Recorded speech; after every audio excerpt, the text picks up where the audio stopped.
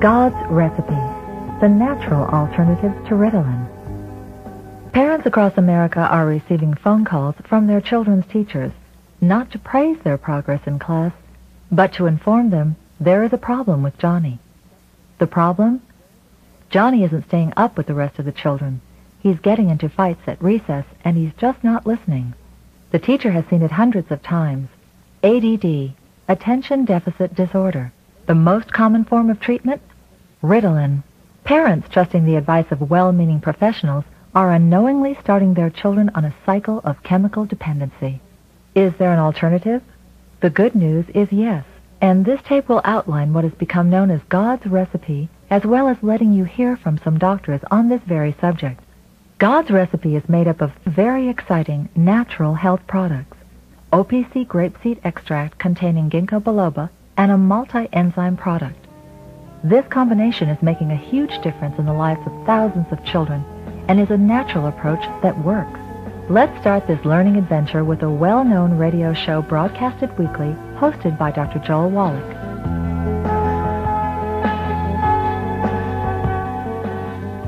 Thank you and welcome to the Wellness Hour. This is Dr. Joel Wallach, your host, a physician and a veterinarian. I can tell you a lot of my patients say I treat them like dogs, but they seem to get better.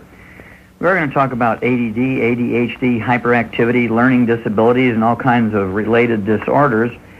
I used to be famous for this up in Portland, Oregon, where I practiced for 12 years. You used to see literally hundreds and hundreds, maybe as many as thousands of parents would bring their children to me who had these problems.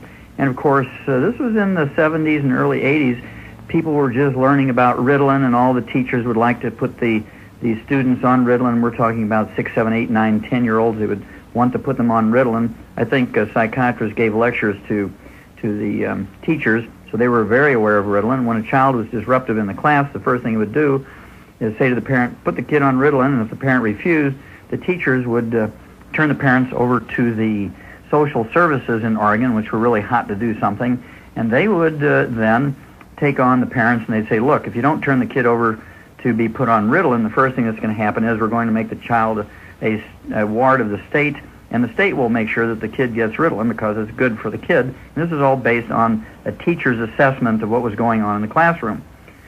Well, what I got famous for was taking these kids and having them draw their favorite animal or plane or flower or house or whatever it might be prior to having breakfast in the morning, then having whatever usual breakfast they would have. It could be sugar frosted flakes, something like Pop-Tart, syrup on their Egos, apple juice, grape juice, Sunny Delight, these kinds of things. Then go to school, and about an hour and a half later do their same drawing again, and then compare the two. And what we found out was that a 6-year-old who could draw a giraffe that looked obviously like a giraffe, after an hour and a half following a high-sugar breakfast, would draw a giraffe, would look much like a shmoo. For those of you who are old enough to remember what a shmoo looked like, it was a pillowcase with eyes on it. And so we would recognize that this kid was sensitive to sugar. And of course, we've talked about this many times on this show. There are people who are sensitive to sugar in all forms, whether it's natural processed, corn syrup, honey, molasses, and people are sensitive to sugar just like they are to alcohol. And there are good alcoholics, people who, for instance, if they have a drink, they might go to sleep. This is on one extreme end. They go to sleep. There's people in the middle who drink alcohol and just kind of get giddy and loud and boisterous, and at the other end of the scale, they become violent. And the same thing is true with sugar. Some people, when they take in sugar, get sleepy and drowsy. Some people, when they take in sugar, get agitated and boisterous. And then some people, when they take in sugar, get violent.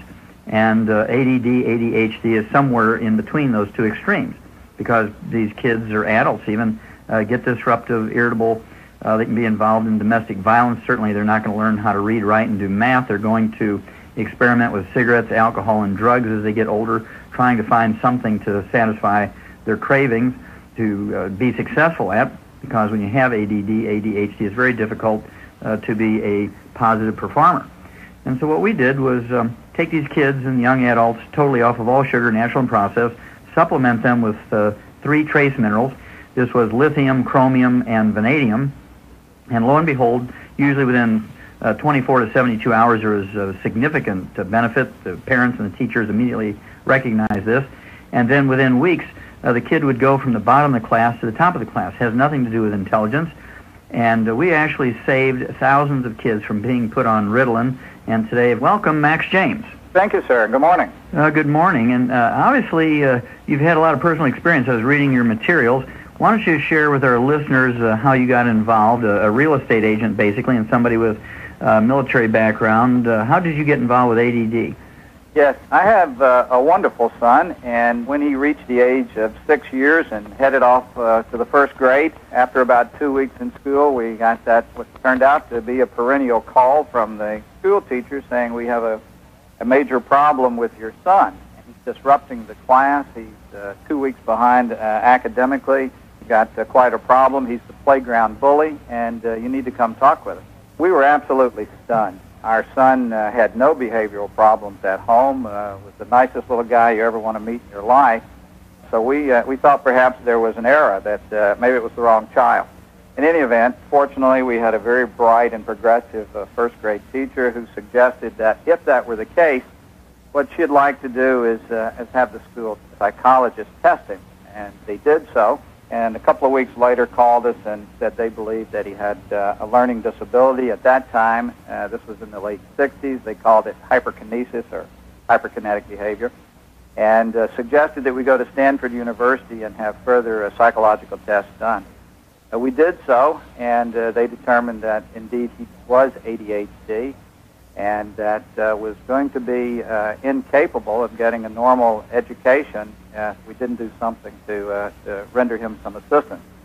The intelligence exams that they gave him indicated that he had an extremely high IQ, but simply was not able to utilize it and produce the results. So we were given three choices, Dr. Wallach. They said, number one, you can institutionalize him. And, this is a 6-year-old. This is a 6-year-old. Okay. I said, well, that's interesting. I mean, what kind of institution you're talking about? And having seen the Jack Nicholls movie One Flew Over the Cuckoo's Nest, exactly. I had visions of horror. And they said, well, he'll be in with quite a variety of children with learning disabilities up to the medical level of moron. And that just didn't seem appropriate for my son, given that we had had no problems with his social behavior in the home setting, in the family setting. I said, what's my next choice? And they said, well, you could try nutrition. And I said, great, fantastic. What do we do? And their response was, you've got to remove all sugar, you've got to remove red food dye, no more peanuts, no more this, no more that, no more... Wait a minute, you said this is in the 1960s? Yes, late 60s, probably 68, 69. Okay. I said, well, you know, I think that we might be able to do that at home. It sounds like quite a challenge. But what do I do about his meals at school? And what do I do about vacations and camp and visits at friends' home and birthday parties? What is the third choice anyway? And they said, well, we highly recommend the third choice. It's the drug of choice. It's Ritalin. And Ritalin is safe. It's a mild drug, and they explained it, and so that was the recommendation, and that's what we did. The results were immediate and wonderful. Suddenly the handwriting, which had been virtually illegible, became not only legible but quite artistic.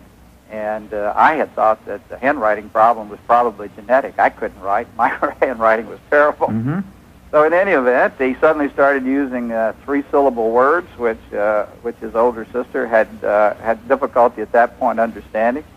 And then the body made the adjustment, and a lot of that went away, and constant battles and with the appropriate dosage finally settled in, and we proceeded on a 6-year odyssey of my son on a drug that is more popularly called speed. The problem in my mind with Ritalin is that it works. He certainly was able to get an education. The problem with Ritalin also is the side effects in this case were, in my mind, devastating. Parents who are just exhausted with a hyperkinetic child or one with ADD or ADHD, they get this relief from this drug Ritalin. Suddenly they can all go to sleep, and suddenly they can go on with their lives because the kid's under control and things seem to be going well and the education's going good, and they think they've solved the problem.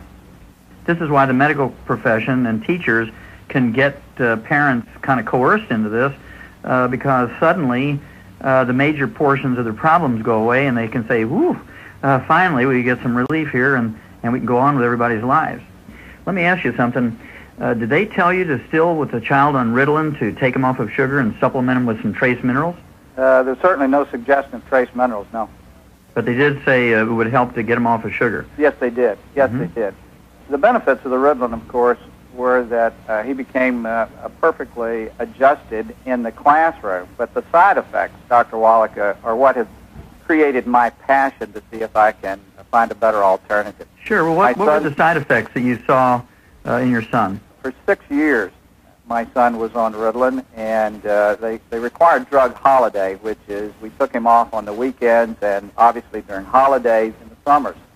And when he came off the drug, there were withdrawals, the symptoms of drug withdrawal, as well as what's now popularly called Ritalin rebound. So that about late Sunday afternoon, behavioral problems really were abundant. Huge blue circles under the eyes from the abuse of this drug, lips that were constantly chapped and bleeding because he was so dehydrated from this drug that he was constantly licking the lips, and that created the problem.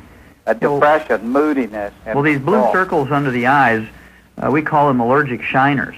Okay. Yeah, allergic shiners, and invariably there's something that they're eating, either sugar in one form or another, or maybe even dairy can cause that on occasion.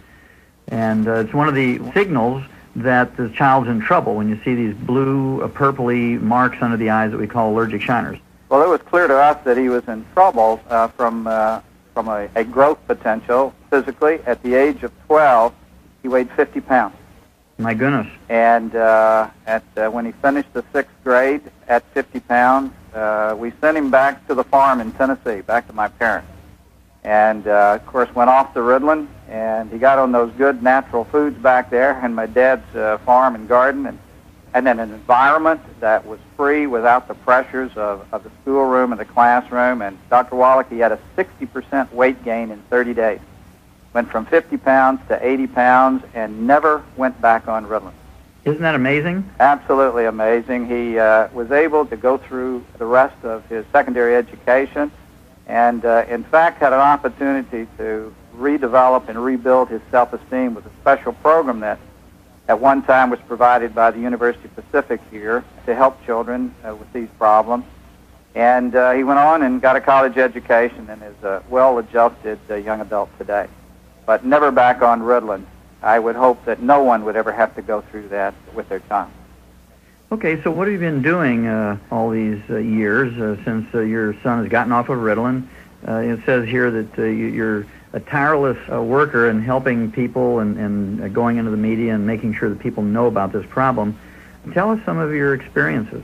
Well, a little over a year ago, I was sitting in a lecture on nutrition, and a Dr. Chris Van Overen indicated that in his practice he dealt with a lot of children that were diagnosed as ADHD. And his experience was that many of them, not all, were unable to process or metabolize sugar. And that if you gave them a good multi-enzyme, the problem would often disappear. Well, I sat in this audience in total shock. I mean, I was stunned that I could have perhaps avoided putting my son through all of that pain and agony, as well as the family, by simply treating it with a nutritional supplement. And so I determined right then, that evening, that I was going to test it, because quite honestly, I didn't believe it. The route that we took in experimenting with nutritional supplements was to go with minerals, to go with a good strong antioxidant combined with ginkgo biloba, and to go with a multi-enzyme, and the elimination of as much sugar as possible out of these children's diets.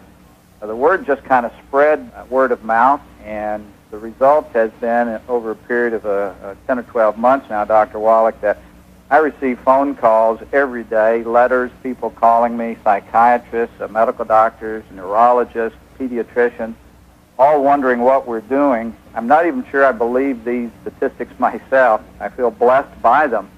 But I have not had one single case reported to me, not one, that a child has had to go back on Ritalin after going on to these nutritional supplements.